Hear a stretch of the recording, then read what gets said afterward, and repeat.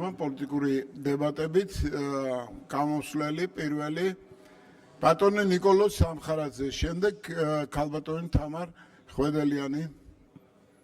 გთხოვთ ჩაურთოთ მიკროფონი. მადლობა ბატონოს ხმის თავმჯდომარე, მოგესალმებით კოლეგებო. მოგეხსენებათ გასულ კვირას საგარეო ურთიერთობათა და ევროპასთან ინტეგრაციის კომიტეტის თავმჯდომარეები ვიმყოფებოდით ბრიუსელში და ლუქსემბურგში, სადაც ჰქონდა შეხვედრები როგორც ჩვენს კოლეგებთან ორივე ქვეყნის პარლამენტში, ასევე საგარეო საქმეთა სამინისტროში და ჰქონდა შესაძლებლობა, რომ ჩვენი, ასე ვთქვათ, პოზიცია მკაფიოდ დაგვეფიქსირებინა ევროკავშირთან ურთიერთობის პრიზმაში და ჩვენ წარუდგინეთ ის წუხილები, რომელიც ქართულ მხარეს აქვს ევროკავშირთან ევროპული ინტეგრაციის გზაზე ხელოვნური დაბრკოლებების შექმნით. ეს წუხილები და როცა ჩვენ უსამართლო მიდგომაზე ვსაუბრობ, მინდა საზოგადოებისთვის ასევე ნათელი იყოს თუ რაზე ვესაუბრებით ჩვენს უცხოელ კოლეგებს. პირველ რიგში ეს არის საქართველოს უსაფრთხოების ინტერესების უგულებელყოფა მუდმივი მოწოდებებით იმაზე, რომ საქართველოს უნდა დააწესოს ეკონომიკური სანქციები რუსეთის ფედერაციის მიმართ. და ჩვენ აუხსენით ჩვენს ევროპელ კოლეგებს, რომ ეს არ არის მხოლოდ ეკონომიკური საკითხი და ეს არ არის მხოლოდ ევროპასთან სოლიდარობის, ან თუნდაც უკრაინასთან სოლიდარობის საკითხი, არამედ ეს არის ჩვენი ქვეყნის ფუნდამენტური უსაფრთხოების საკითხი და ამიტომ ყველამ უნდა გაითვალისწინოს ის, რომ საქართველოს არის ნაწილობრივ ოკუპირებული სახელმწიფო და შესაბამისად ჩვენ ვერ გადავდგავთ ისეთ ნაბიჯებს, რომელმაც შეიძლება ესკალაცია რუსეთთან ურთიერთობების კიდევ უფრო დამატებითი ესკალაცია მოიტანოს და შეიძლება სამხედრო კონფლიქტითაც დასრულდეს. მეორე საკითხი ეს იყო ჩვენს შიდა საქმეებში და განსაკუთრებით არჩევნებში ჩარევის საკითხი და სხვათა შორის ჩვენი ევროპელი კოლეგებისგან ამ ყოველ შემთხვევაში იმ შეხვედრებზე, რომელზეც ჩვენ ვიყავით, აბსოლუტური, ასე ვთქვათ, გაგება და თანხმობა იყო იმ საკითხზე, რომ მიუღებელი და დაუშვებელია, როდესაც რომელიმე სხვა ქვეყნის საგარეო საქმეთა მინისტრი ან საპარლამენტო კომიტეტის თავმჯდომარე ჩადის კანდიდატ ქვეყანაში და იქ არჩევნების წინასაარჩევნო პროცესში რომელიმე პარტიას ან რომელიმე პარტიის საწინააღმდეგო აგიტაციას სწევს და ეს საკმაოდ ნათლად მაგალითებით და ფაქტებით, ასე ვთქვათ, ვესაუბრეთ ჩვენს კოლეგებს. მესამე საკითხი ეს არის პროტესტი, რომელსაც ევროკავშირი დღემდე მიიჩნევს, რომ იყო მშვიდობიანი და ამაზე ჩვენ გამოვთქვით ასევე ჩვენი წუხილი, რომ როდესაც შენ ხედავ პრეზიდენტის ინსტიტუტზე შეტევას, პრეზიდენტის სასახლეზე შეტევას, როდესაც პარლამენტის შენობა იწვის, როდესაც მანქანები იწვის, როდესაც პოლიციელები არიან დაშავებულები, ისმის კითხვა ვინ აკეთებს ამას? ეს რაღაც უხილავი ხელია, უჩინარი ხელია, თუ არიან კონკრეტული ადამიანები, რომლებიც ამ დანაშაულს ჩადიან. შესაბამისად, როდესაც ასეთი რამ ხდება, ეს ვერანაირად ვერ მიიჩნევა მშვიდობიან პროტესტად და ამიტომ ყველაფერს თავის სახელი უნდა დაერქვას. და მეოთხე საკითხი, რომელზეც ჩვენ ვილაპარაკეთ, ეს არის ორმაგი სტანდარტები, თუნდაც კანდიდატ ქვეყნებთან მიმართებაში, ის რაც ეპატიება ერთ რომელიმე კანდიდატ ქვეყანას, შეიძლება შემდეგ არ ეპატიოს საქართველოს, რაც ჩვენთვის არის სრულიად მიუღებელი. ამიტომ ამ საკითხებზე გქონდა საკმაოდ საინტერესო, ღია და კონსტრუქციული საუბარი. მე მინდა ვისარგებლო შემთხვევით და ამ დარბაზიდან დიდი მადლობა გადაუხადო ჩვენს კოლეგებს, როგორც ბრიუსელში, ასევე ლუქსემბურგში, რომ მათ გამოხატეს სურვილი და მზაობა, რომ ჩვენ ამ საკითხებზე გვესაუბრა და ასევე მინდა საზოგადოებას უთხრა, რომ ბოლო არასრული 3 თვის განმავლობაში ჩვენ ვიყავით უკვე 6 წევრ სახელმწიფოში, ევროკავშირის წევრ სახელმწიფოში და 6-ვე პრინციპში სახელმწიფოში შეიძლება ითქვას, რომ არის ერთგვარი იმედგაცრუება იმ პოზიციის მიმართ, რომელიც ევროკავშირს აქვს საქართველოსთან მიმართებაში, გულისხმობ პოლიტიკური დიალოგის არქონას. ჩვენ გავაგრძელებთ, რა თქმა უნდა, წევრ ქვეყნებთან ურთიერთობას და მოვიმხრობთ უფრო და უფრო მეტ წევრ ქვეყანას, რათა პოლიტიკური დიალოგის აღდგენა მათვე ამ წევრმა ქვეყნებმა მოთხოვონ ევროკომისიას. და კიდევ ერთი საკითხი, თუ შეიძლება რომ დამიმატოთ დრო, ეს არის ვიზის დიალოგი, რომელმაც ძალიან დიდი აჟიოტაჟი და მithმა-მოთქმა გამოიწვია ჩვენ საზოგადოებაში და მინდა ყველა დავამშვიდო, რომ ვიზის დიალოგი არის ჩვეულებრივი ტექნიკური საკითხი, იქიდან გამომდინარე, რომ ევროკომისიას აქვს ვალდებულება, რომ ჩაატაროს სავიზო დიალოგი იმ ქვეყანასთან, რომელსაც აქვს უმიზო მიმოსვლა, ეს იყო ჩვეულებრივი ტექნიკური შეხვედრა, რომელიც სხვათა შორის მინდა გითხრათ, რომ საკმაოდ კონსტრუქციულ რეჟიმში წარიმართა, მანამ სანამ არ მოხდა ამ შეხვედრის დეტალების გაჟონვა პრესაში. და მე მინდა ამ საკითხს განსაკუთრებით ხაზი გაუსვა, იმიტომ რომ როდესაც ჩვენ ნდობაზე ვსაუბრობთ ევროკავშირთან, მიუღებელია, როდესაც დახურული შეხვედრის დეტალები პრესაში იჟონება. ხო დაასრულებენ.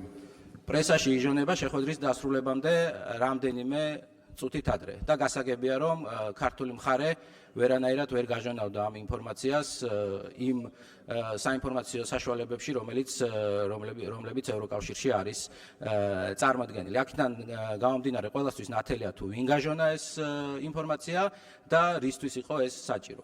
ამიტომ ჩვენ ყოველთვის ვიქნებით ძალიან კრიტიკულები იმ საკითხებთან მიმართებაში, რომელიც აზიანებს მადლობთ.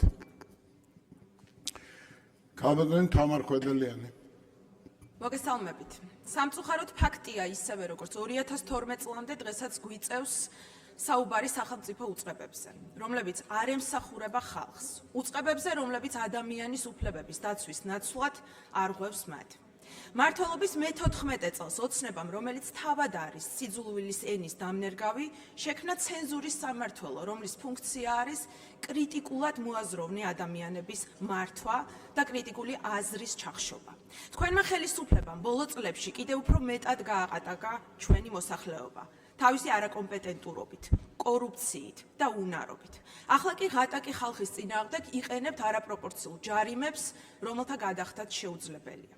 ქვეყნის საკანონმდებლო ორგანო დღეს იღებს ისეთ კანონებს, რომლებიც მიმართულია სიტყვისა და გამოხატვის თავისუფლების შეზღუდვისკენ, განსხვავებული აზრის დევნისკენ, პარტიული ვერტიკალის გაძლიერებისკენ, ოცნების წევრების დისკომფორტის აღმოფხვისა და ძალაუფლების შენარჩუნებისკენ.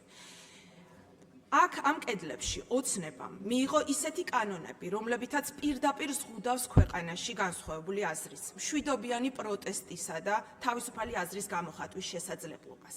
სწორედ ამ კანონებით გამართლება უპოვეთ თქვენს ძალადობრივ ქმედებებს, ჟურნალისტების, მშვიდობიანი მოქალაქეების, ქალების და ბავშვების წინააღმდეგ.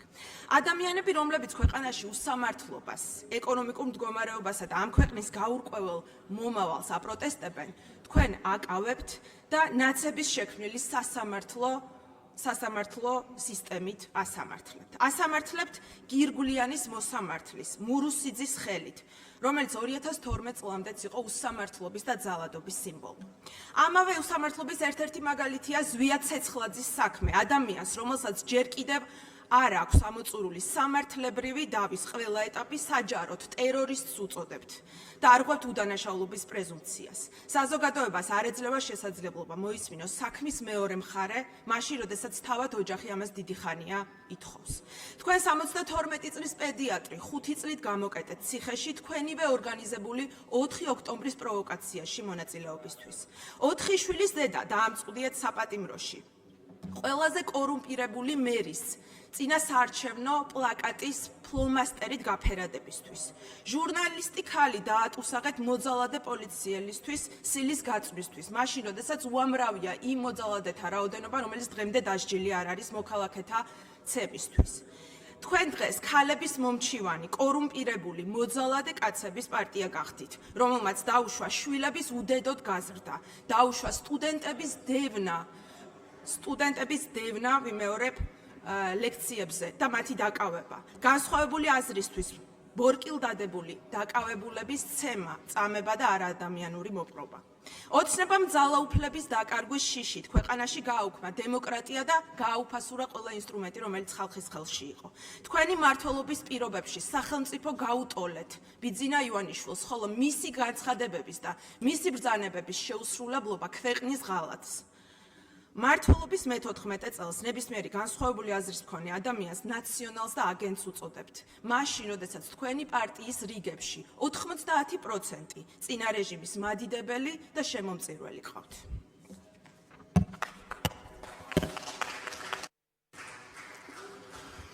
ბატონი ლევან მაჭავარიანი. მოგესალმებით მეგობრებო, მინდა გამოვეხმაურო ბატონი კირსტარმერის გადადგომის საკითხს, რომელიც კიდევ ერთი მაგალითია თუ როგორ აკონტროლებენ არაფორმალური ოლიგარქიული ძალები, იგივე გლობალური ომის პარტია, იგივე პირობითად deep state-ი, როგორც ამას ამერიკის შეერთებული შტატების დღევანდელი ადმინისტრაცია უწოდებს, დღევანდელი ევროპის წამყვანი ქვეყნების მმართველ კლასს. ბატონი სტარმერი იყო დაქირავებული ამ ადამიანების და ამ ჯგუფების მიერ. აკეთებინეს ძალიან ბევრი ბინძური საქმე, ხოლო შემდეგ, როდესაც უკვე აღარ დაჭირდათ, მას მოთხოვეს გადადგომა. იგი არ სარგებლობდა ბრიტანელი ხალხის მანდატით და ნდობით და ამაზე ყველაზე კარგად მეტყოლებდა მისი რეიტინგი, რომელიც 15%-ზე ქვემოთ იყო ჩამოსული და სამწუხაროდ ასეთივე რეიტინგით სარგებლობენ დღეს ევროკავშირის წამყვანი ქვეყნის ბევრი ლიდერი, სარგებლობს ანალოგიური რეიტინგით. ბატონი სტარმერის პირობებში ჩვენ შეგვიძლია გავიხსენოთ საქართველოსთან მიმართებით მიღებული, ამას უსამართლოც უკვე აღარ ქვია, ხო? სასაცილო ტიპის გადაწყვეტილებები. უკიდურესად სასაცილო, როდესაც დამოუკიდებელი ტელეკომპანიები იმედი და პოსტივი დაასანქცირა ბრიტანეთის მთავრობამ და მის მიზეზად მოიყვანეს ის, რომ თითქოს ამ ტელევიზიების მეშვეობით ხდება უკრაინის სუვერენიტეტის ხელყოფა. ასევე ის სასაცილო გადაწყვეტილება, რომელიც ალბათ პატარა ბავშვიც არ დაიჯერებს, გადაწყვეტილება არა უკაცრავად, ის სასაცილო ნარატივიც და ის სასაცილო რეპორტაჟიც, რომელსაც პატარა ბავშვიც არ დაიჯერებს, ნამდვილად რომ თითქოს ჩვენმა ხელისუფლებამ გამოვიყენეთ პირველი მსოფლიო ომის დროს აკრძალული ნივთიერება ჩვენი მოქალაქეების დასაშლელად და ფიზიკურად მოწამლული ადამიანიც არ არსებობს, ხო? ეს გააკეთა ბრიტანეთის, დიდი ბრიტანეთის საზოგადოებრივმა მაუწყებელმა და რა თქმა უნდა ამ შემთხვევაშიც არის საფუძვლიანი ეჭვი იმასთან დაკავშირებით, რომ ბატონი სტარმერის მთავრობასთან იყო ეს ყველაფერი შეთანხმებული. და ძალიან სამწუხაროა, რომ ზოგადად დღევანდელი ლიდერები ევროპის წამყვანი ქვეყნების არ ზრუნავენ საკუთარი სახელმწიფოების ეროვნულ ინტერესებზე, არ ზრუნავენ საკუთარი ხალხის პრობლემებზე და ძირითადი უკმაყოფილება მათი ხალხის გამოწვეული არის იქიდან გამომდინარე, რომ სწორედ ასეთ პოლიტიკას ატარებენ ეს ლიდერები, ეს უკონტროლო მიგრაცია, რომელიც პრობლემა არის, რა თქმა უნდა, ევროპის წამყვანი ქვეყნებისთვის. ის რაღაცა ულტრამემარცხენე ფაშისტური იდეოლოგია, LGBT პროპაგანდა, რომელიც თავს მოახვიეს ევროპელ ხალხს. ესეც რა თქმა უნდა, თავის მხრივ ძალიან დიდ უკმაყოფილებას იწვევს და სწორედ ამის გამოძახილია ის რეკორდულად დაბალი რეიტინგები, რომელიც უკვე აღნიშნე აქვთ ევროპის წამყვანი ქვეყნის ლიდერებს და მე ამას შეგნებულად არ ჩამოთვლი და საქართველოსთან მიმართებაში რა იწვევს ამ უკმაყოფილებას ამ ქვეყნების მხრიდან, ბრიუსელის მხრიდან და რა თქმა უნდა, პირველ რიგში იმ ძალების მხრიდან, რომლებიც აკონტროლებენ სამწუხაროდ ბრიუსელს. ეს არის ის ეროვნული პოლიტიკა, რა ეროვნულ პოლიტიკასაც ჩვენი ხელისუფლება საქართველოში ატარებს. კი, რა თქმა უნდა, შეცდომებიც არის, კი, რა თქმა უნდა, რაღაცები უკეთესადაც შეიძლება გაკეთდეს, თუმცა ჩვენ პრობლემებს არასდროს არ გაურბივართ.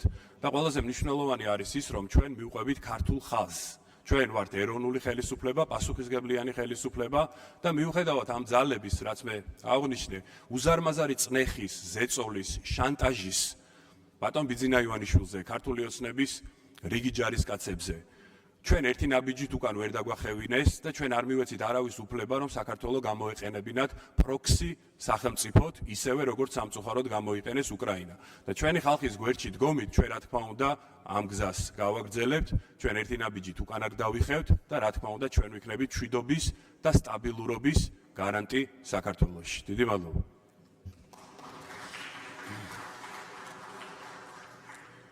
დიდი მადლობა. ბატონი გიგა ფარულავა, შემდეგ ბატონი ლევან მახაშვილი. მოგესალმებით. ოცნებად ცდილობს საზოგადოებაში შექმნას ილუზია, თითქოს ქვეყანა საერთაშორისო იზოლაციის საფრთხე უკვე დაძლეული აქვს. თუმცა რეალური ფაქტები სრულიად საპირისპირო და საგანგაშო მოცემულობაზე მეტყველებს. ევროპარლამენტის ბოლო რეზოლუცია კიდევ ერთხელ ადასტურებს, რომ საქართველოს დემოკრატიული უკუსვლა, პოლიტიკური დევნა, მედიასა და სამოქალაქო საზოგადოების წინააღმდეგ მიმართული პოლიტიკა ევროპის უმწვავესი კრიტიკის საგანია. იგივე შეფასებები ვიხილეთ ევროსაბჭოს ადამიანის უფლებათა კომისიის დასკვნაშიც, სადაც პირდაპირ არის საუბარი ადამიანის უფლებების მდგომარეობის გაუარესებაზე, ძალის გადამეტებულ გამოყენებაზე და პოლიტიკური დევნის ნიშნებზე. ევროპარლამენტის რეზოლუციაში აღნიშნულია, რომ გიორგი გახარია სისტემური თავდასხმის სამიზნეა. მასზე ორჯერ განხორციელდა ფიზიკური თავდასხმა, შემდეგ კი მის წინააღმდეგ აღიზრდა ორი პოლიტიკურად მოტივირებული სისხლის სამართლებრივი საქმე. ეს ყველაფერი სრულ თანხვედრაშია იმასთან, რასაც ჩვენ დიდი ხანია უკვე ვსაუბრობთ. ქვეყანაში დემოკრატიული ინსტიტუტების სუსტდება, სასამართლო პოლიტიკური გავლენის ქვეშ რჩება, ხოლო განსხვავებული აზრის ტრობად არის გამოცხადებული. განსაკუთრებით სიმბოლურია 24 ივნისის ევროკავშირის გაფართოების საკითხთან დაკავშირებული პროცესი, სადაც სამწუხაროდ საქართველო არ არის მიწვეული. მაშინ, როდესაც ევროპა საქართველოს მომავალზე მსჯელობს, ოცნება პრაქტიკულად აღმოჩნდა იმ მდგომარეობაში, როდესაც დასავლეთი საქართველოს ხელისუფლებას აღარ განიხილავს სანდო პარტნიორად. ეს არის თქვენი პოლიტიკის შედეგი და არა ჩვენი მოქალაქეების არჩევანი. დღეს თქვენ ცდილობთ წარმოაჩინოთ თითქოს დიალოგის გახსნა გსურთ ევროკავშირთან, მაგრამ სწორედ თქვენ დახურეთ ყველა კარი, რომელიც საქართველოს ევროინტეგრაციას ემსახურებოდა. შეუძლებელია ევროინტეგრაციაზე საუბრობდე და პარალელურად საკუთარ ქვეყანაში დემოკრატიულ ღირებულებებს ებრძოდე. შეუძლებელია ევროკავშირთან დობის აღდგენა მაშინ, როდესაც ყოველდღიურად უტევს სამოქალაქო საზოგადოებას, მედიას, ახალგაზრდებს და საკუთარ მოქალაქეებს. და ყველაზე დიდი ტყუილი, რასაც დღეს თქვენ ავრცელებთ, არის ის, რომ თითქოს ევროპა საქართველოს ებრძვის. ევროპა საქართველოს კი არ ებრძვის. ევროპა აკრიტიკებს ხელისუფლებას, რომელსაც ქვეყანა კანდიდატის სტატუსის მიღების შემდეგაც კი ყველაზე მეტად დააშორა ევროპულ გზას. დღეს არჩევანი ძალიან მარტივია. ან ქვეყანა დაუბრუნდება დემოკრატიულ განვითარებას, კანონის უზენაესობასა და ევროპულ ინტეგრაციას, ან ოცნება გააგრძელებს საქართველოს საერთაშორისო იზოლაციას საკუთარი ძალაუფლების შესანარჩუნებლად. საქართველოს მომავალი ევროპაშია. არა სიტყვებით, არა პროპაგანდით, არამედ რეალური რეფორმებით, ადამიანის უფლებების დაცვით, დამოუკიდებელი ინსტიტუტებითა და ხელისუფლებით, რომელიც ემსახურება ხალხს და არა საკუთარ თავს და ძალაუფლებას.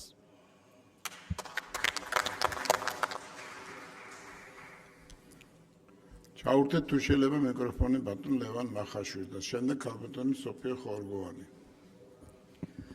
მოგესალმებით, მადლობა ბატონო სხდომის თავმჯდომარე. ძვირფასო კოლეგებო, ამ დღეებში ჩვენ ხედავთ მორიგ გააქტიურებულ უსაფუძვლო თავდასხმას საქართველოზე. ევროპარლამენტის და ევროპის საბჭოს საპარლამენტო ასამბლეის ბოლო დოკუმენტები, რომლებსაც ზოგიერთები, მათ შორის ამ დარბაზში პროგრესის სახელით გვაჩეჩებენ, სინამდვილეში არის პირდაპირი გზამკვლევი იმ რადიკალური ძალებისთვის, რომელთა ერთადერთი მიზანი ჩვენი ქვეყნისთვის საძირკვლის გამოცვლაა. ისინი არ ებრძვიან რომელიმე კონკრეტულ პოლიტიკურ გუნდს, ისინი ებრძვიან ყველაფერს და ყველას, რაც ძვირფასია საქართველოსთვის და რაზეც საუკუნეების განმავლობაში იდგა ჩვენი სამშობლო და ჩვენი ხალხი. მოდით გადავხედოთ ლაპარაკის ნაცვლად, გადავხედოთ იმ ინსტრუქციად ქცეულ რეზოლუციებს, განცხადებებს თუ ანგარიშებს და ვნახოთ სინამდვილეში რა უნდათ, რა ინსტრუქციებს გასცემენ და რას უნდა ებრძოლონ საქართველოში. მათ უნდა ებრძოლონ სახელმწიფო ინსტიტუტებს, სამართალდამცველებს, სასამართლოს, სახელმწიფო სტრუქტურებს, არჩევნებს, გამჭვირვალობას. მათი მიზანია ამ ინსტიტუტების დისკრედიტაცია და სამართლებრივი საფუძვლების მორყევა, რათა ქვეყანაში დათესონ ქაოსი, ნიჰილიზმი, უნდობლობა. მათ არ სურთ ძლიერი სახელმწიფო, რადგან ძლიერი სახელმწიფო ნიშნავს მყარ სუვერენიტეტს, მათ კი სუსტი და მართვადი საქართველო სჭირდებათ. მათ უნდა ებრძოლონ ჩვენი სულიერების მთავარ ბურჯს, ჩვენს დედაეკლესიას, იმ ინსტიტუტს, რომელმაც უმძიმეს საუკუნეებში შეგვინარჩუნა ენა, მამული და სარწმუნოება. ეკლესიასთან ერთად ჩვენ ვხედავთ, რომ ისინი ებრძვიან ოჯახს, ტრადიციებს, იდენტობას, ეკლესიასა და ღირებულებებზე თავდასხმით მათ სურთ ჩვენი ეროვნული სხეულის ხერხემალში გადატეხვა. რადგან იციან, რომ სანამ ქართულ კაცს რწმენა და ტრადიცია უმაგრებს ზურგს, მას ვერანაირი უცხოური დღის წესრიგს ვერ მოახვევ თავს. მათ უნდა ებრძოლონ პატივსაცემ ადამიანებს. საზოგადოების ავტორიტეტებს, ინტელექტუალებს, მეცნიერებს, ხელოვნებს, სპორტსმენებს, უფროსთაობას, პატრიოტებს, მათ ვისი სიტყვაც ხალხისთვის ყოველთვის იყო წონადი, მათ ვის მიერ აღმართული დროშაც ეს აერთიანებს, მათ ვისაც განუზომელი წვლილი შეაქვთ ჩვენი ქვეყნის შენებაში. მიმდინარეობს მიზანმიმართული კამპანია, რათა მორალურად გაანადგურონ, ტალახი ესროლონ და გააუფასურონ ყველა, ვისაც ქვეყნის წინაშე დამსახურება აქვს, რათა საზოგადოება კონკრეტული გზამკვლევის გარეშე დატოვონ. მათ უნდა ებრძოლონ მშვიდობას, იმ უმთავრეს მონაპოვარს, რომელსაც კბილებით ვინარჩუნებთ აი ამ გეოპოლიტიკურ ქარტეხილებში. მშვიდობა მათთვის არა ღირებულება, არამედ გამოწვევა და დაბრკოლებაა. ისინი ცდილობენ საზოგადოების პოლარიზაციას, ადამიანებს შორის შუღლის გაღვივებას, სიძულვილის დათესვას, რათა დანაწევრებული და დასუსტებული ხალხი ადვილად გახდეს სხვისი ინტერესების მსხვერპლი. ეს რეზოლუციები არ ასახავენ ქართველი ხალხის ნებას და ინტერესებს. ეს არის უკრაინის ომის კონტექსტით ნაკარნახევი გეოპოლიტიკური კონიუნქტურით ატეხილი მოკლევადიანი ხმაური, რომელიც დროთა განმავლობაში, რა თქმა უნდა, ჩაცხრება აუცილებლად. ჩვენი ქვეყანა კი მყარად გააგრძელებს საკუთარ გზას. და აქ ისმება მთავარი კითხვა, რომელსაც თვალი უნდა გაუსწოროთ. შესაძლებელია თუ არა ასეთი დოკუმენტების ავტორებს ჩვენ უწოდოთ საქართველოს მეგობრები. და პასუხი ძალიან მკაფიოა. არა. ნამდვილი მეგობარი პატივსცემს შენს არჩევანს, შენს კულტურას, შენს უსაფრთხოებას. ის, ვინც გიბიძგებს დესტაბილიზაციისკენ, ვინც გაშანტაჟებს, ვინც ხელს აფარებს რადიკალებს და ვინც ცდილობს დაგსაჯოს შენს ქვეყანაში მშვიდობის შენარჩუნების გამო, საქართველოს ნამდვილი მეგობარი ვერასოდეს იქნება. ჩვენი პასუხი ამ უსამართლო პოლიტიკურ ხმაურზე იქნება, რა თქმა უნდა, ერთიანი, მშვიდი და მტკიცე. საქართველოს აღარასოდეს გახდება სხვისი პოლიტიკური თამაშების იარაღი და დიდი გეოპოლიტიკური ეგოების მსხვერპლი. მოსახლეობის გვერდში დგომით ჩვენ დავიცავთ ჩვენი ქვეყნის მშვიდობიან და ღირსეულ მომავალს. მადლობა. მეგობრებო, სანამ გავაგრძელებთ დებატებს, მინდა გაგახაროთ და გითხრათ, რომ ზესტაფონის მუნიციპალიტეტის სოფელ ზოვრეთის სკოლიდან გვესტუმნენ ბავშვები, ახალგაზრდები და ჩვენი ტაშით უდასტურებთ დიდ პატივისცემას და დიდ მადლობას, რომ ჩვენთან ახართ. თუმცა ვკამათობთ, მაგრამ თქვენ მომავალს ეხება ეს ყველაფერი. დიდი მადლობა მობრძანებისთვის. ქალბატონი სოფიო ხორგვანი, შემდეგ ბატონი ზვიად შალამბერიძე. მოგესალმებით, მივესალმებით საქართველოს მოქალაქეებს და ზესტაფონიდან ჩვენ სტუმრებს. 2012 წელს საქართველოს მოქალაქეებმა ჩვენი რისკის ფასად ხმა მივეცით ქართულ ოცნებას, მთავარი დაპირების გამო, რომ სამართლიანი სახელმწიფო გვექნებოდა, სამართალი გვექნებოდა. მაგრამ რა გვაქვს დღეს ოცნების ხელისუფლების მე-14 წელს. დიახ, ხელისუფლება ბევრს გვიყვება, რომ ყველაფერი კონტროლქვეშ არის, რომ ჩვენ ყველაზე უსაფრთხო სახელმწიფო გვაქვს. და თუ ყველაფერი ასე კარგად არის, მაშინ რატომ არის საზოგადოებაში ასეთი გაზრდილი უსამართლობის განცდა, რატომ გრძნობს თავს ამდენი ადამიანი დაუცველად და რატომ გარბიან საქართველოსდან ახალგაზრდები. რატომ გონი ათასობით მოქალაქეს, რომ გავლენიანი ადამიანებისთვის ერთი საქართველოა, ხოლო ხალხისთვის სხვა. რატომ არის, რომ ყოველ ჯერზე, როცა გახმაურებული დანაშაული ხდება, ხალხი პირველ რიგში იმის გარკვევას იწყებს, ვინ ვისი მფარველია, ვინ დაეხმარება, ვინ დაიცავს, არენდობა სამართალს. დიახ, გვაქვს სტატისტიკური მონაცემები შინაგან საქმეთა სამინისტროსი, რომ დანაშაულის გახსნის მაჩვენებელმა 70%-ს მიაღწია. დიახ, გაზრდილია ნარკოდანაშაულის გამოვლენის ფაქტები, თითქმის 4000-მდე გვაქვს პირველ 6 თვეში. დიახ, ეს წინა წელთან შედარებით 29%-ით მეტია. დიახ, 2025 წელს სამოხელეო დანაშაულის 332 ფაქტი დაფიქსირდა და ეს მაჩვენებელი წინა წელთან შედარებით მნიშვნელოვნად გაიზარდა. მაგრამ უპასუხოთ კითხვას, გაიზარდა თუ არა სამართლიანობისა და უსაფრთხოების განცდა ხალხში. იმიტომ რომ სახელმწიფო მხოლოდ სტატისტიკა არ არის. სახელმწიფო არის დედა, რომელსაც ეშინია შვილის გარეთ გაშვების. სახელმწიფო არის მოქალაქე, რომელიც დარწმუნებული უნდა იყოს, რომ კანონი მისთვის მუშაობს, მას იცავს. სახელმწიფო არის სასამართლო, რომლის გადაწყვეტილებასაც საზოგადოება უნდა ენდობოდეს. ეს არ არის აღქმები, ეს არის რეალობა. ეს ნიშნავს, რომ პრობლემა არ არის მხოლოდ ქუჩაში, პრობლემა კაბინეტებშია, პრობლემა იქაა, სადაც კანონის დაცვა ევალებათ. დიახ, ხელისუფლება ბევრ საუბრობს იმაზე, რომ ეკონომიკური დალგვა გვაქვს, მაგრამ ხალხი სხვა რამეზე საუბრობს, ხალხი უსამართლობაზე საუბრობს. საუბრობს იმაზე, რომ ხშირად არა სიმართლე წყვეტს, არამედ გავლენა წყვეტს საქმეს. საუბრობს იმაზე, რომ ძალიან ბევრ ადამიანს აღარ სჯერა, რომ ყველა მოქალაქე თანასწორია კანონის წინაშე. დიახ, ყველაზე საშიში კრიზისი ეკონომიკური კრიზისი არ არის. ყველაზე საშიში კრიზისი არის ის, როდესაც ხალხი სამართლიანობის რწმენას კარგავს. როდესაც ადამიანს არ სჯერა, რომ მისი უფლება იქნება დაცული. როდესაც არ სჯერა, რომ სიმართლე გაიმარჯვებს. დიახ, მაშინ ნადგურდება ნდობა სახელმწიფოს მიმართ. დღეს საქართველოში ძალიან ბევრი ადამიანია გაბრაზებული. გაბრაზებული არა იმიტომ, რომ სასწაულს ითხოვს, არა, რას ამბობთ. უბრალოდ სამართლიანობას ითხოვენ. ითხოვენ იმას, რომ მკვლელი იყოს დასჯილი, რომ მოძალადე იყოს დასჯილი. ითხოვენ, რომ კორუმპირებული ჩინოვნიკები პასუხს აგებდნენ. დიახ, ითხოვენ იმას, რომ კანონი კანონობდეს და არ იყოს მხოლოდ ცარიელი სიტყვები ფურცელზე დაწერილი. დიახ, თქვენ შეგიძლიათ იამაყოთ ციფრებით, დიახ, რა თქმა უნდა, მაგრამ ხალხი საკუთარ გამოცდილებას უფრო ენდობა. და თუ სამართლიანობა არ არსებობს, თუ მოქალაქეს არ სჯერა სახელმწიფოში, მაშინ ვერც ერთი ეკონომიკური ციფრი, პრეზენტაცია, ანგარიში ამ პრობლემას ვერ დამალავს. ქვეყანა მხოლოდ გზებით და შენობებით არ შენდება, იმასაც ვერ აშენებთ.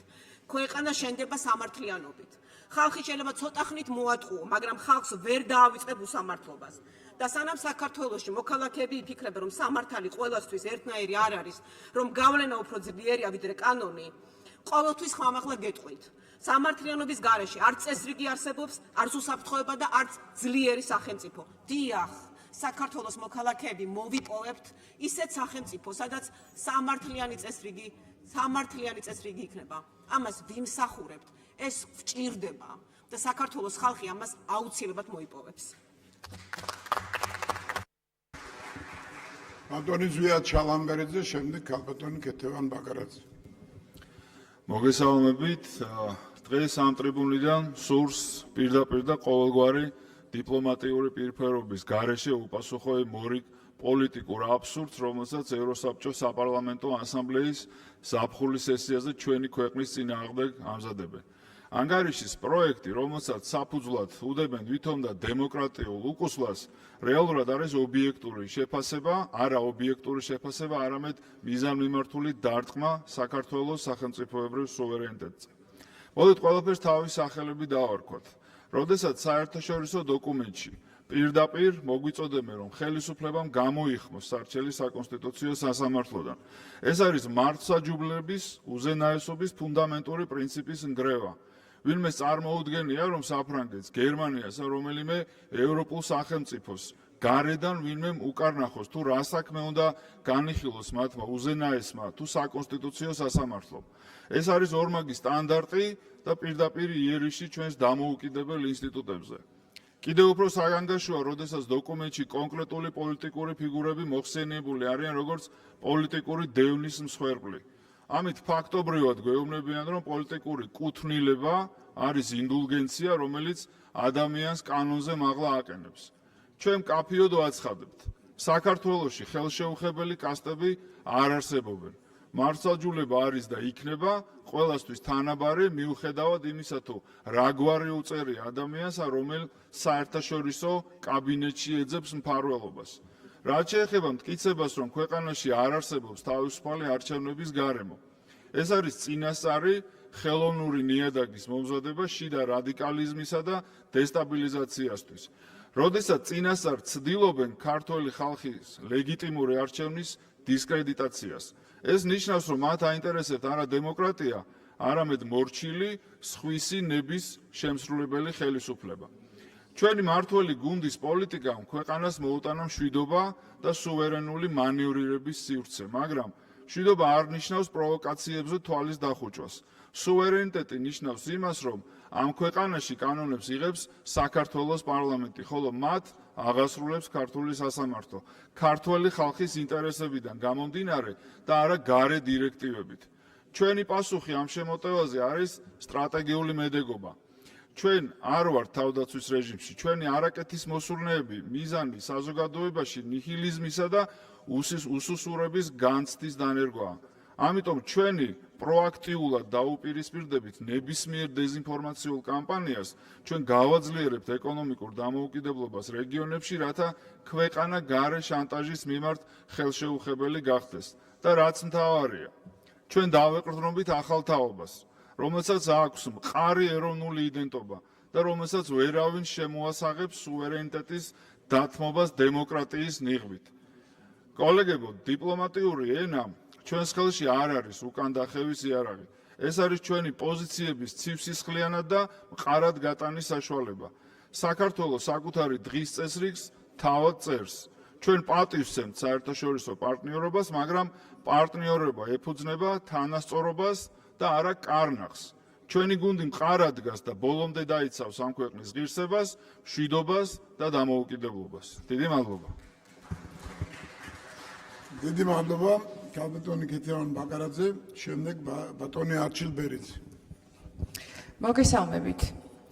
ყოველდღიურად ვისმენთ განცხადებებს აყვავებულ ეკონომიკაზე, კეთილდღეობის ზრდაზე და შთამბეჭდავ მაკროეკონომიკურ მაჩვენებლებზე, მაგრამ რა კავშირი აქვს ამ სტატისტიკას იმ რეალობასთან, რომელშიც 100,000-ობით მოქალაქე ცხოვრობს დღეს საქართველოში? თუ ეკონომიკა მართლაც წარმატებულია, რატომ არის დაახლოებით 700,000 ადამიანი დამოკიდებული სახელმწიფო დახმარებაზე? რატომ არის მილიონზე მეტი მოქალაქე რეგისტრირებული სოციალურად დაუცველი ოჯახების ერთიან ბაზაში? რატომ რჩება სიღარიბე საქართველოს ერთ-ერთ ყველაზე მწვავე გამოწვევად? ხელისუფლებამ დაიწყო სოციალურად დაუცველი ოჯახების ბაზების გადამოწმება და აღმოჩნდა, რომ 1000-ობით ადამიანი უკანონოდ იღებდა დახმარებას. საზოგადოებას აქვს უფლება იცოდეს, დაიწყო თუ არა ამ ფაქტებზე გამოძიება. თუ წლების განმავლობაში სახელმწიფო სახსრები უკანონოდ გაიცემოდა, ვინ აგებს ამაზე პასუხს? სად იყო კონტროლი და სად იყვნენ ის უწყებები, რომლებიც ამ პროცესებს უნდა ზედამხედველობდნენ? ანუ რა გამოდის? არჩევნების წინ პარტაქტივი დაასაჩუქრეთ და ახლა, როდესაც სისტემას ამ ხალხის შენახვა ძვირი უჯდება, ადამიანებს უბრალოდ დახმარებას უხსნით. გაეროს ბავშვთა ფონდის მონაცემებით საქართველოში ყოველი მესამე ბავშვი შიმშილობს. სწორედ ამიტომ არის სასკოლო კვების საკითხი ძალიან მნიშვნელოვანი და აუცილებელი პროგრამა. ეს არის ინვესტიცია ბავშვის ჯანმრთელობაში, განათლებაში და მათ მომავალში. მშიერი ბავშვი ვერ ისწავლის სრულფასოვნად. მოსახლეობა მოისმინა კობახიძის დაპირებები ფასების შემცირებაზე. სპეციალური კომისიაც შეიქმნა, მაგრამ სად არის შედეგი? რომელ პროდუქტს დააკლდა ფასი? პირიქით. გაძვირდა პირველადი მოხმარების პროდუქტები, გაიზარდა საწვავის, ელექტროენერგიის და ჯარიმების ტარიფები და ცხოვრება კიდევ უფრო დამძიმდა ადამიანებისთვის.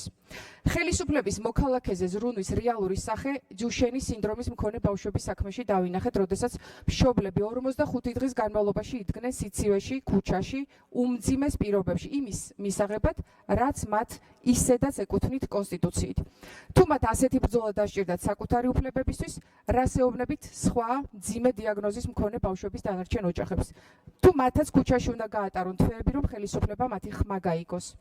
ამ ყველაფერს ემატება დემოგრაფიული კატასტროფა და გაზრდილი ემიგრაცია. ქვეყანას ტოვებენ ახალგაზრდები, პროფესიონალები, მეცნიერები, ექიმები, მასწავლებლები. ისინი არ გარბიან სამშობლოდან, ისინი გარბიან სიღარიბისგან, უსამართლობისგან, უპერსპექტივობისგან, ღირსეული ცხოვრების საძიებლად. ვერც ერთი დემოგრაფიული კომისია და ვერც ერთი შთამბეჭდავი ანგარიში ვერ შეაჩერებს ამ პროცესს, თუ ადამიანები საკუთარ ქვეყანაში ვერ ხედავენ მომავლის პერსპექტივას. ამ კრიზისიდან გამოსავალი არსებობს. ეს არის კომპეტენტური, პატრიოტი და ღირსეული ადამიანები პოლიტიკის განსაზღვრულ და გადაწყვეტილების მიმღებ პოზიციებზე. ეს არის კორუფციისგან დაცლილი სახელმწიფო უწყებები, პროფესიონალიზმზე დაფუძნებული მმართველობა და ხელისუფლება, რომელიც ორიენტირებულია ადამიანის კეთილდღეობაზე და არა ძალაუფლების შენარჩუნებაზე. ბატონი არჩილ ბერიძეს ვთხოვთ და შემდეგ ბატონი არჩილ გორდულაძე დაასრულებს. მოგესალმებით, კოლეგებო. რამდენიმე დღის წინ ემანუელ მაკრონმა განაცხადა ამერიკის შეერთებული შტატების მისამართით არავის საქმე არ არის, როგორი უნდა იყოს ფრანგული და ევროპული კანონიო. სწორედ ამ განცხადების შემდეგ სრულიად ბუნებრივი კითხვები ჩნდება. თუ ევროპული სახელმწიფოებისთვის საკუთარი საკანონმდებლო პოლიტიკის განსაზღვრა სუვერენული უფლება, რატომ აღმოჩნდა იგივე პრინციპი საქართველოს შემთხვევაში მიუღებელი. ჩვენ კარგად გვახსოვს რა რეაქციები მოჰყვა საქართველოში მიღებულ გამჭვირვალეობის კანონს, გვახსოვს სწავე შეფასებები, პოლიტიკური წნეხი, არასამთავრობო სექტორის ნაწილის კამპანიები, ქვეყნის გარედან მართული უპრეცედენტო პროცესი და საზოგადოების დარწმუნების მცდელობა, თითქოს საქართველოს დემოკრატიულ გზას სცდებოდა და ევროპულ მომავალზე უარს ამბობდა. საზოგადოებას პირდაპირ ეუბნებოდნენ, თუ საქართველოს საკუთარ გადაწყვეტილებებს თავად მიიღებდა, ამას ექნებოდა მძიმე პოლიტიკური და ეკონომიკური შედეგები. საინტერესოა, სად არიან დღეს ის ადამიანები, ვინც გუშინ კატეგორიულად ამტკიცებდა, რომ სახელმწიფოს მიერ სუვერენული უფლების ფარგლებში კანონების მიღება მიღებული იყო. რატომ აღარ ისმის იგივე შეფასებები მაშინ, როდესაც თავად ევროპული სახელმწიფოები ხაზგასმით აცხადებენ, რომ მათი საკანონმდებლო პროცესი მათი სუვერენული უფლებაა. და კიდევ ერთი კითხვა, რატომ არ უჩნდებათ კითხვები იმ არასამთავრობო ორგანიზაციებსა და პოლიტიკურ ჯგუფებს, რომლებიც მუდმივად საუბრობენ დემოკრატიაზე, სამართლიანობასა და ეროვნულ ინტერესებზე? მაშინ, როდესაც ვხედავთ, რომ თავად ევროპის წამყვანი სახელმწიფოების წარმომადგენლები, მათ შორის ბრიტანეთისა და საფრანგეთის პოლიტიკური და დიპლომატიური წრეები არ გამორიცხავენ კომუნიკაციას, მოლაპარაკებებსა და კონტაქტებს რუსეთის ოფიციალურ წარმომადგენლებთან, მათ შორის რუსეთის საგარეო უწყებების წარმომადგენლებთან.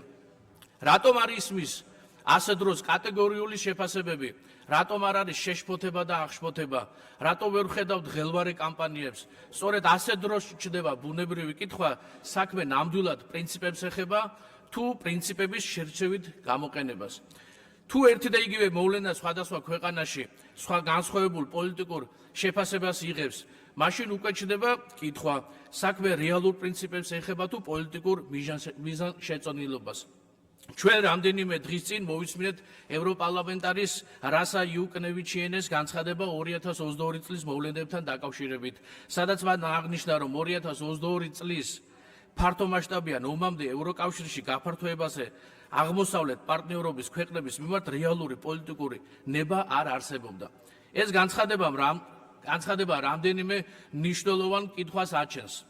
თუ ევროკავშირის გაფართოების საკითხი მხოლოდ ომის შემდეგ გახდა რეალურად აქტუალური, რამდენად სწორი იყო მანამდე საზოგადოებისთვის იმის თქმა, რომ ინტეგრაცია მხოლოდ რეფორმებზე, სტანდარტების შესრულებასა და ფორმალურ მოთხოვნებზე იყო დამოკიდებული. გამოდის, რომ ამ პროცესში პოლიტიკური, გარემო და გეოპოლიტიკური ინტერესებიც მნიშვნელოვან როლს თამაშობდა და ბუნებრივია საზოგადოებაში ჩნდება კითხვა, საქმე ხომ არ გქონდა თვალთმაქცობასთან.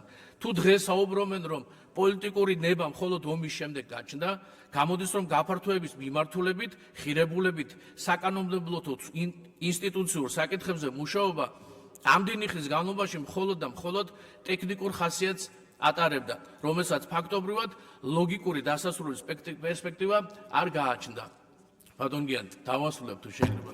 რასაკურველი? აქ ჩნდება კიდევ ერთი ბუნებრივი კითხვა, რომელიც რატომღაც არ უნჩნდებათ არც რადიკალური ოპოზიციის წარმომადგენლებს და არც ყოველხრივ დასავლური პოლიტიკური არქიტექტურის სიღრმისეულად მცოდნე ძლიერი პროგნოზების გაკეთებითა და ექსპერტის სახელით ცნობილ ადამიანებს. თუ თანხმდებით, რომ ევროკავშირი სამხედრო ალიანსი არ არის და წევრობა არ უნდა იყოს დაკავშირებული სამხედრო კონფლიქტებთან, რატომ აღმოჩნდა სწორედ ომი ის ფაქტორი, რომელმაც ეგრეთ წოდებული შესაძლებლობების ფანჯარა გახსნა. და ბოლოს, თუ გეოპოლიტიკურმა გარემომ შექმნა ახალი შესაძლებლობები, რატომ წარმოაჩენდნენ საქართველოს ხელისუფლების არჩევანს, შეენარჩუნებინა მშვიდობა, სტაბილურობა და არ ჩართულიყო ესკალაციის ლოგიკაში, რატომაც როგორც ავტომატურად ანტიევროპულ გადაწყვეტილებას, რატომ არ შეიძლება არსებობდეს ევროპული ინტეგრაციის გზა ომის გარეშე. ეს კითხვები და ამ კითხვებზე პასუხები მნიშვნელოვანია არა ვინმეს დასადანაშაულებლად, არამედ იმისთვის, რომ საზოგადოებას ჰქონდეს სრული სურათი, რას ეფუძნება რეალურად პოლიტიკური გადაწყვეტილებები და რამდენად გულწრფელად ხდებოდა ამ პროცესების ახსნა წლების განმავლობაში. დიდი მადლობა. ამრიგად დებატების მონაკვეთი ჩვენი დღევანდელი სხდომისა დასრულებულია.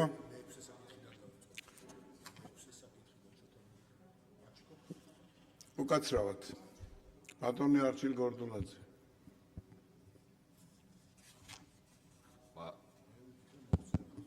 მადლობა ბატონ სტომის თავმჯდომარე.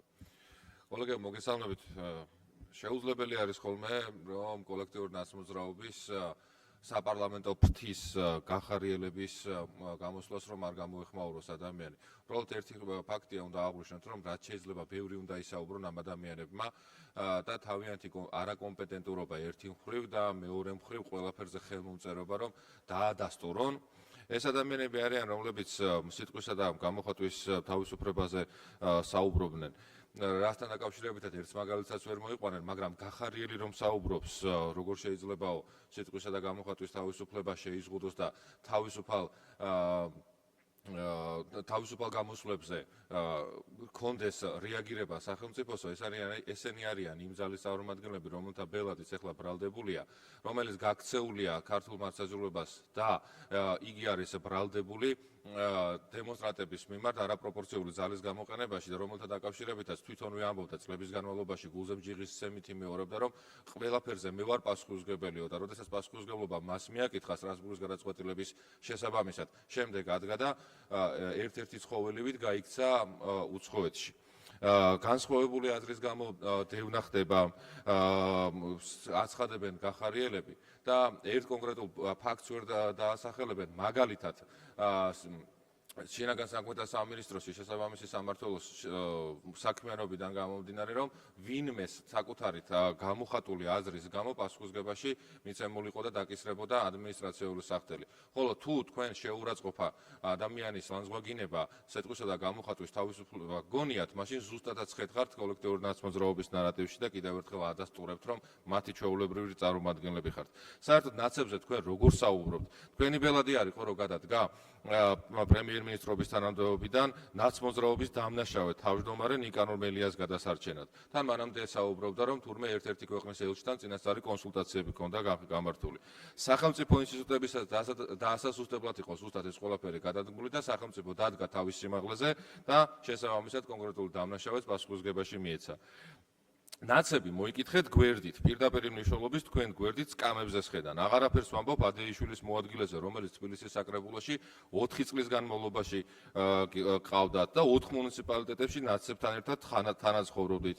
ყველა შეტევის მონაწილე ხართ სახელმწიფოს მიმართ. თქვენ ხართ ის ადამიანები, რომლებიც ბედავენ და საუბრობენ კანონის უზენაესობას და დემოკრატიულ უკუსვლაზე. სხვათა შორის ეს ის ტერმინოლოგია არის, რომელიც გარეძალებმა დაამკვიდრეს და ყოველ შემთხვევაში ცდილობენ რომ დაამკვიდრონ 2019 წლიდან მოყოლებული და საინტერესოა ეს დემოკრატიული უკუსვლა 2020 წელს თქვენი ბელადი რომ საქართველოს პრემიერ-მინისტრი იყო, მაშინ ეთანხმებოდა რომ საქართველოში დემოკრატიის უკუსვლა არის თუ არ ეთანხმებოდა.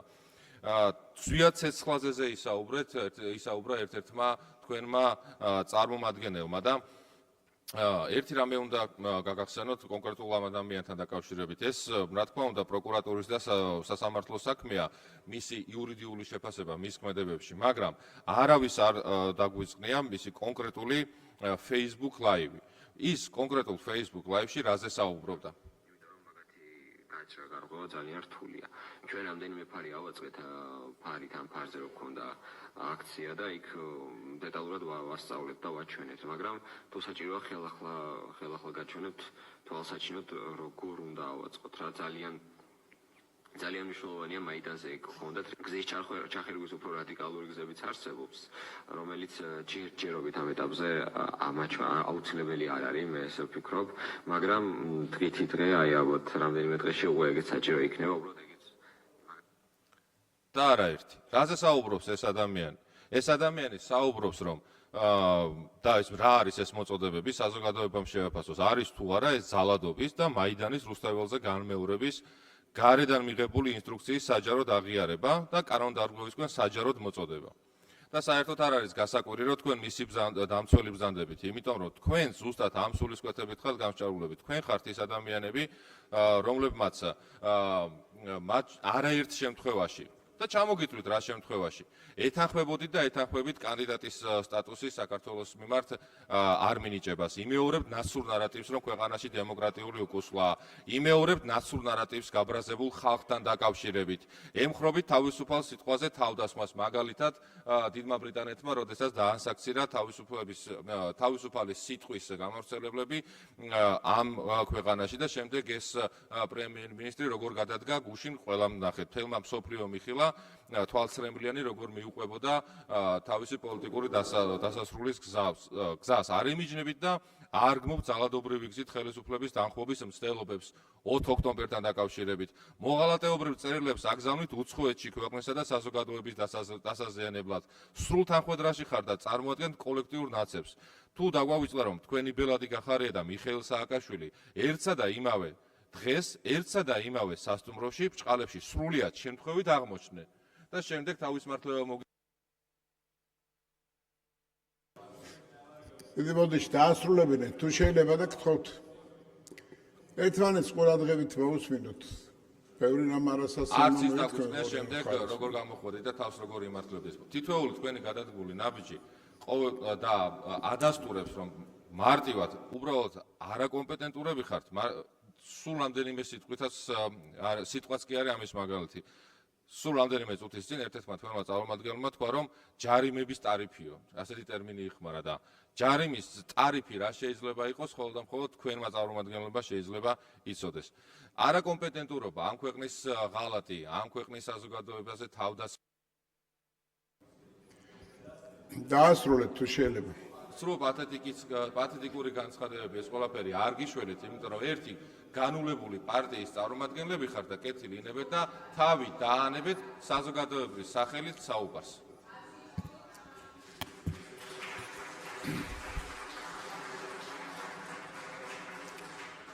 მაგრამ ზოგადად პოლიტიკური განცხადებებისთვის მომზადება დიდი ბოდიში ბატონო არჩილ საერთოდ პოლიტიკური განცხადებების ეს თემაა რომ წამყვანსაც უჭირს რომ არ დაასრულებინოს რა ემზადებიან და რაღაც არ გვინდა რომ რეგლამენტის იმაში მოვაქციოთ რა მარწუხებში ამიტომ გთხოვთ რა ადგილიდან ერთმანეთს უნდა გამათ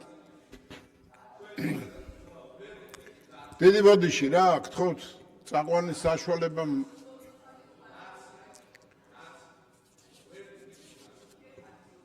ძალიან გთხოვთ რა ყურადღებით იყავით რასაც ვამბობ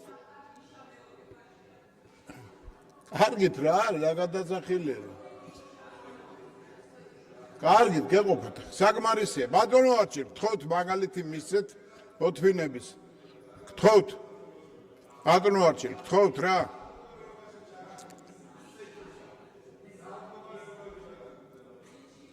გთხოვთ რა რამდენჯერ უნდა ვითხოვ რა ხდება